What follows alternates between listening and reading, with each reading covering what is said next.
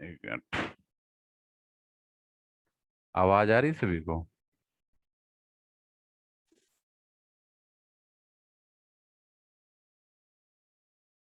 Hello, क्या आवाज आ रही सभी को?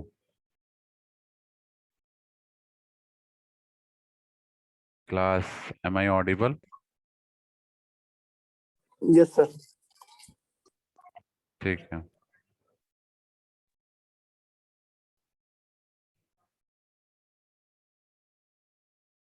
अच्छा, ठीक है। तो मैं अभी फिर से शेयर कर रहा हूँ, जस्ट वेट। ओके। तो ये मैं बता रहा था, जो हमारा मैग्नेटिक फील्ड इंटेंसिटी होता है, that is basically define as what, the flux densities that is passing through per unit area through a surface at right angle to the flux। तो B की जो वैल्यू होती है, जिसको मैग्नेटिक फ्लक्स डेंसिटी बोलते हैं, that is equal to the total flux per unit surface area. तो total flux जो होगा वो फाई है, और सरफेस एरिया हमारा एस है। ठीक है, तो phi by S is the magnetic flux density. इसको हम अगर बी को एच के फॉर्म में लिखना चाहें तो B is equal to mu into H होता है, सभी को पता है। ठीक है, तो यहाँ से आप म्यू को mu not into mu R लिख सकते हैं। तो यहाँ से आपका आ जाएगा B is equal to mu naught mu R into H. ठीक है, यहाँ पे बी को आप ये लिख सकते हैं, और एच आपको जो मिलेगा 5/s into mu not into mu R मिल जाएगा। ठीक है, अगर आप इसको एच के फॉर्म में लिखते हैं, मीन्स मैग्नेटिक फील्ड इंटेंसिटी के फॉर्म में। ठीक है, तो आप देख सकते हैं नेक्स्ट पेज पे,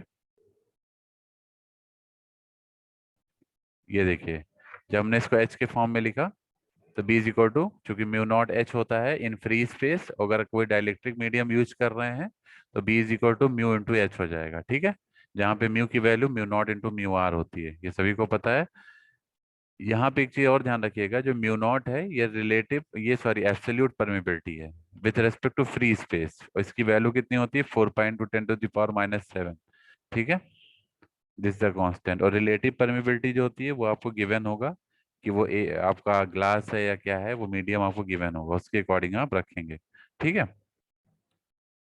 नाउ इसको इंटीग्रल फॉर्म में लिखेंगे, this will be equal to phi is equal to surface integral B dot D S. This is the integral form that will tell you the total flux passing through the entire surface. अगर आप पूरे surface से flux निकालना चाहते हैं तो कितना पास होगा, तो आपको क्या करना पड़ेगा, इसको इंटीग्रेट करना पड़ेगा। जैसे phi is equal to B into S है, तो अगर टोटल सरफेस से आप देखेंगे कितना फ्लक्स पास हो रहा है, तो आपको इंटीग्रेट करना पड़ेगा। तो ये बी इंटू एस जो है बी डॉट डी एस बन जाएगा, एंड इधर इंटीग्रेशन जो होगा वो फाई का, that will give you the complete flux passing through the surface. ठीक है, क्लियर? ठीक है, सभी को समझ में आ रहा है? ठीक है, अब आगे बढ़ते हैं हम लोग। ओके, सो अब इसके बाद देखिए, इसमें ये हम, आपने ये एक्सपेरिमेंट भी पहले पढ़ा होगा 12th लेवल में, कि जैसे मैग्नेटिक फ्लक्स लाइंस जो हैं वो हम निकाल सकते हैं for north to south pole magnet. Fix magnet है ये, परमानेंट मैग्नेट। अगर इसकी फील्ड लाइंस आप फाइंड करेंगे तो दैट विल व्हाट, यहाँ से स्टार्ट होगी नॉर्थ पोल से और साउथ पोल पे टर्मिनेट हो रही है, आप देख सकते हैं। The field lines are started from the north pole and terminate to the south pole. सभी को दिख रहा है ये? बताइए। Yes sir. ठीक है, ये आप लोगों ने पढ़ा भी होगा 12th लेवल में। ठीक है, कि जो हमारी फील्ड लाइंस होती हैं बेसिकली वो नॉर्थ पोल से स्टार्ट होती हैं और साउथ पोल पे एग्जिट होती हैं। ठीक है, सॉरी टर्मिनेट होती हैं। ठीक है, तो उसी कॉन्सेप्ट पे चलेंगे हम। तो जो भी हमारी ये फील्ड लाइन है, ये नॉर्थ पोल से चल के साउथ पोल पे हमारी मीट हो रही है। ठीक है, ये देख सकते हैं आप, ये तो एक क्लोज पाथ फॉर्म कर रहा है, this will form a close path, exactly you can see that will form a close path. ठीक है, तो कहने का मतलब है, अगर हम इसके लिए फ्लक्स लाइंस देखेंगे, तो जो हमारी यहाँ से एग्जिट हो रही हैं वही हमारी उतनी ही फ्लक्स लाइंस साउथ पोल पे एंटर हो रही हैं। जितनी यहाँ से एग्जिट होंगी उतनी साउथ पोल पे एंटर्ड होंगी। तो कहने का मतलब, the entire flux around the close path will be equal to zero. ठीक है, क्योंकि जितनी फ्लक्स लाइन निकल रही है उतनी फ्लक्स लाइन आपकी एग्जिट हो रही है। आप यहाँ से देख सकते हैं B dot D S is equal to zero है, means the flux magnetic flux density around the close path is equal to zero, and that is equal to the flux phi. Clear? Electric field के form में देखेंगे तो आपको electric flux के form में देखेंगे तो that will be equal to D dot D S. वहां पे जीरो नहीं होता था, वहां पे चार्ज के बराबर आता था। आपको हमने जब बताया था गॉस लॉ में, तो हमने आपको बताया था D dot D S is equal to enclose charge that is Q. ठीक है, लेकिन यहाँ पे क्या हो रहा है, B dot D S is equal to zero हो रहा है, क्योंकि जितनी लाइंस आपकी यहाँ से निकल रही हैं उतनी लाइंस आपकी यहाँ पे मीट कर रही हैं, टर्मिनेट हो रही हैं। तो कहने का मतलब है input and output both are equal, that's why it is zero. ठीक है, लेकिन यहाँ पे ऐसा नहीं होता था, यहाँ पे जो एनक्लोज चार्ज होता था सरफेस में उसके इक्वल हो जाता था। क्या? Integration D dot D S. ठीक है, ये दोनों में डिफरेंस है। ठीक है, क्लियर? ये पैरेलली दोनों में डिफरेंस भी बता रहा है जिससे आपको कोई कंफ्यूजन ना रहे दोनों को कनेक्ट करने में। ठीक है, इसलिए हम लोग पैरेलल में ये भी देख रहे हैं। अब इसको अगर आप डिराइव करते हैं तो देख सकते हैं phi is equal to B dot D S is equal to zero है। ठीक है, और आपको पता है कि हम surface integral is equal to the volume integral divergence of that vector into volume integral according to Gauss divergence theorem. Gauss divergence theorem क्या कहता है? गॉस डाइवर्जेंस थ्योरम कहता है, देखिए,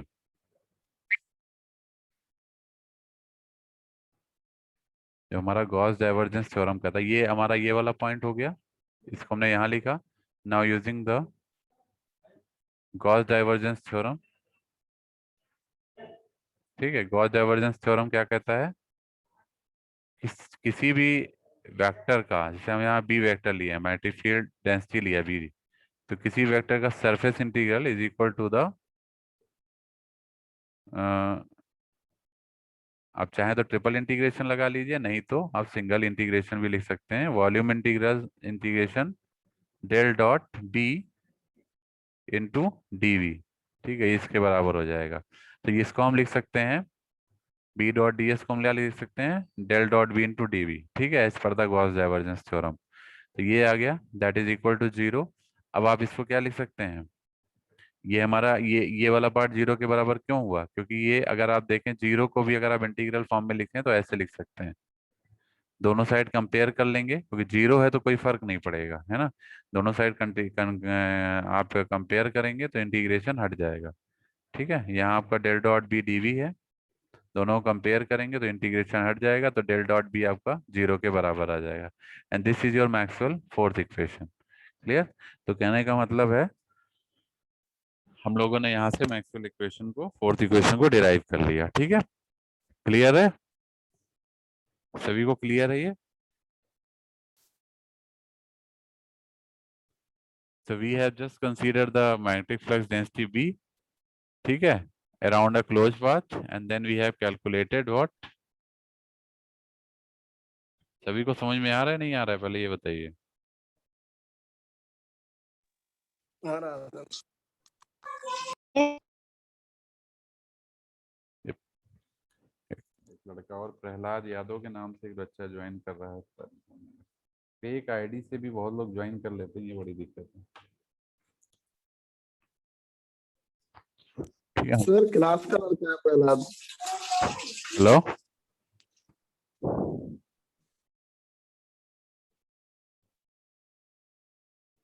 ठीक है, तो ये पार्ट हमारा ओवर हो गया। तो देखिए एक मैग्नेटिक, हमने मैक्सवेल इक्वेशन और भी हमने जो है यहाँ से फाइंड कर लिया। Now we come to the next part. एक न्यूमेरिकल है, न्यूमेरिकल हम लोग बाद में डिस्कस कर लेंगे ट्यूट में। ठीक है, हाँ, आप लोग ट्यूट वन भी जमा कर दीजिए टाइमली, ये चीज सभी लोग ध्यान से सुन लीजिए, ट्यूट वन हमको सबमिट कर दीजिए स्कूल। ठीक है, अब देखिए मैक्सवेल इक्वेशन की अगर हम बात करें, we have the Maxwell equation in both integral and differential form. ठीक है, आप देख सकते हैं we have the Maxwell equation both in integral and differential form. ठीक है, तो चार इक्वेशन होती है मैक्सवेल की, जिसमें से दो आपकी इलेक्ट्रोस्टैटिक फील्ड के लिए हैं और दो मैग्नेटोस्टैटिक फील्ड पे बेस्ड हैं। दोनों को हम डिफरेंशियल और इंटीग्रल दोनों फॉर्म में लिख सकते हैं। ठीक है, तो यहाँ से आप देख सकते हैं ये जो मैक्सवेल इक्वेशन आपको दिख रही है इलेक्ट्रोस्टैटिक फॉर्म में है, पहली वाली जो टेबल है। ठीक है, जिसमें differential as well as integral form दोनों लिखे हुए हैं। आपसे क्वेश्चन में ये पूछा भी जाता है, ट्यूट में मैंने पूछा भी है, right the Maxwell equation in differential and integral form. ठीक है, तो यू कैन राइट इट, ठीक है, टेबल से। तो यहाँ से देख सकते हैं डिफरेंशियल फॉर्म में अगर हम इलेक्ट्रोस्टैटिक फील्ड के लिए लिखेंगे और that will be del dot D is equal to rho v is the volume charge density, D is the electric field density, flux density. ठीक है, अगर इसको इंटीग्रल फॉर्म में लिखना है तो आपको क्या करना पड़ेगा, इसको आपको यूज करना पड़ेगा क्या, Gauss divergence theorem. Gauss divergence theorem के थ्रू आप इसको इंटीग्रल फॉर्म में लिख सकते हैं। अब वो डेरिवेशन पार्ट पे हम अभी नहीं जाना चाह रहे हैं, ठीक है। अगर आप इसको आप चाहें तो देखिए कर सकते हैं। इससे ये कैसे आ रहा है, ये गॉस डाइवर्जेंस थ्योरम से आ रहा है। आप क्या करिए, दोनों साइड सरफेस इंटीग्रल ले ली, वॉल्यूम इंटीग्रल ले लीजिए। इधर भी वॉल्यूम इंटीग्रल ले लीजिए और इधर भी वॉल्यूम इंटीग्रल ले लीजिए, ठीक है। तो आप देख सकेंगे कि जो ये वाला पोर्शन है ये आपका किसके बराबर हो जाएगा, सरफेस इंटीग्रल के। मतलब del dot D into d V किसके बराबर होता है, according to Gauss divergence law, that is equal to the surface integral D dot D S. और इधर आपका क्या आ जाएगा, रो वी डी वी। ठीक है, ये रो वी डी वी जो इंटीग्रल फॉर्म में है ये एग्जैक्टली क्या है, चार्ज एनक्लोज्ड। हमने बताया था ना जब इलेक्ट्रिक फ्लक्स डेंसिटी इलेक्ट्रोस्टैटिक पढ़ाया था, तो Q is equal to integration rho v d v is the enclose charge into the volume, है ना। तो ये आपका इक्वल हो गया किसके, डी डॉट डी एस के। ये आपका आ गया फर्स्ट फॉर्म। तो हमने इससे डिफरेंशियल से इंटीग्रल फॉर्म बना लिया, ठीक है। Similarly you can see for del cross is equal to zero you can find the integral form. यहाँ क्या करना है आपको, स्टोक्स थ्योरम यूज कर लेना। स्टोक्स थ्योरम क्या कहता है, line integral is equal to the curl of that vector into surface integral, ठीक है। तो आप क्या करना है, जैसे ये del cross is equal to zero दिया है, ठीक है। तो आप क्या करिए, दोनों साइड सरफेस इंटीग्रल ले लीजिए। तो ये डेल क्रॉस ये डी एस हो गया, यहाँ भी जीरो डॉट डी एस हो गया, ठीक है। अब आप देखिए डेल क्रॉस ये डी एस को अगर आप देखेंगे तो अगर स्टोक्स थ्योरम यूज करेंगे तो ये किसके बराबर हो जाएगा, लाइन इंटीग्रल के बराबर हो जाएगा। तो this will be equal to E dot D L, ठीक है। और इधर आपका जीरो है तो ये जीरो ही रहेगा, तो E dot D L is equal to zero आ गया। क्लियर। तो इस तरीके से आप निकाल सकते हैं यूजिंग डिफरेंशियल से integral form.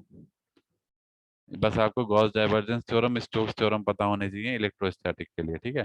Similarly for magnetostatic field del dot B is equal to zero, और इंटीग्रल फॉर्म में लिखेंगे तो B dot D S is equal to zero, ठीक है। ऐसे इसमें भी निकाला गया है। Then del cross H is equal to J, J is the current density. Integral form में लिखेंगे तो H dot D L is equal to enclose current I. एक चीज ध्यान रखिएगा, इलेक्ट्रोस्टैटिक में जो इनक्लोज होता है वो चार्ज होता है, और माइक्रोस्टैटिक में इनक्लोज क्या होता है, करंट होता है, क्योंकि हम करंट को देखते हैं, ठीक है। इलेक्ट्रोस्टैटिक में क्या होता था, हमारा क्लोज पाथ में चार्ज हमारा एनक्लोज हो रहा था। यहाँ पे एक करंट फ्लो करती है, उसकी वजह से फील्ड क्रिएट होता है, वहां पे चार्ज की वजह से इलेक्ट्रिक फील्ड क्रिएट हो रहा था। तो दोनों में सब डिफरेंसेस हैं जो आपको पता होने चाहिए। अब इसके बाद जो नेक्स्ट टॉपिक, दो टॉपिक आपके और बचे हैं बस।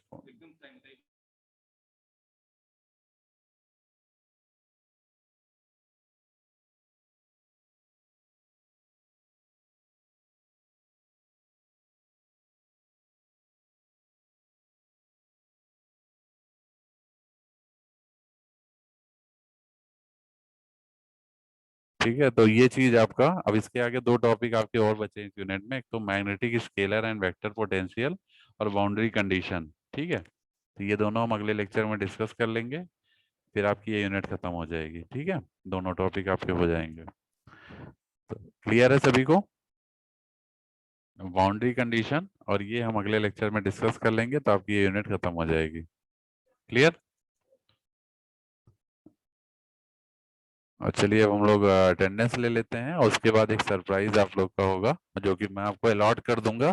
उसका आप लोग को आंसर लिख के, ठीक है, with name roll number, instructions पढ़ लीजिएगा, मैंने मेंशन किया है जो भी है, ठीक है।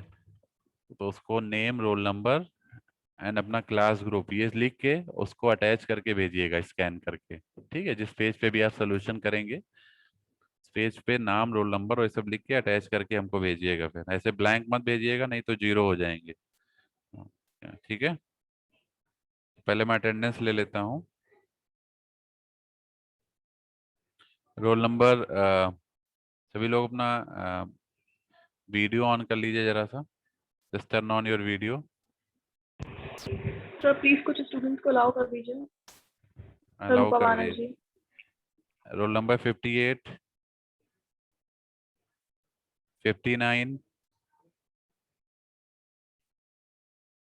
59, 60, 61, Present, sir. 62, 61, sir. 62, Yes, sir. 62. 63,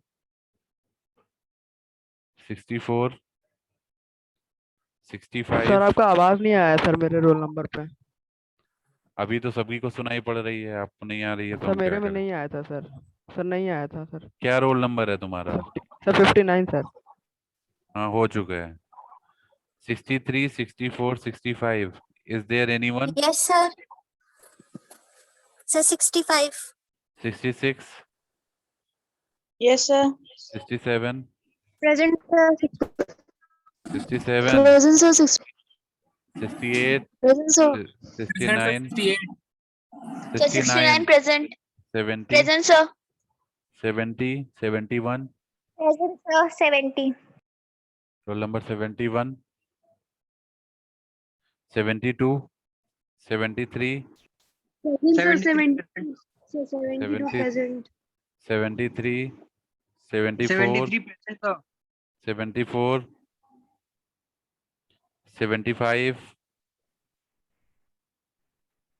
77, present sir. 78, Present, sir. 79, Present, sir.